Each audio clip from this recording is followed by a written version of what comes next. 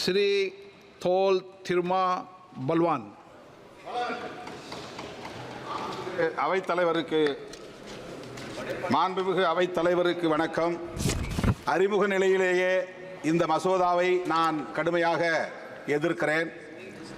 நாட்டின் ஒற்றுமையை சீர்குலைக்கக்கூடிய வகையில், மக்களிடையே நிலவுகிற நல்லிணக்கத்தை பாதிக்கிற வகையில் உள்நோக்கத்தோடு இந்த மசோதா அறிமுகப்படுத்தப்படுகிறது. இந்திய உணர்வோடு வாழ்கிற இஸ்லாமியர்களை அந்நியர்களைப் போல காட்டுகிற முயற்சி மிகுந்த வேதனை அளிக்கிறது. அவர்களுக்கான சுதந்திரத்தில் தலையிடுவது அரசமைப்பு சட்டத்திற்கு எதிரானதாகும்.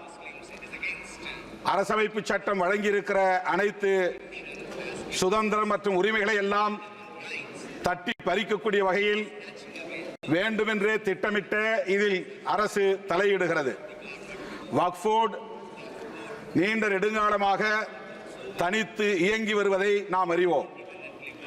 ஒவ்வொரு மதத்திற்கும் அந்த சுதந்திரம் இருக்கிறது.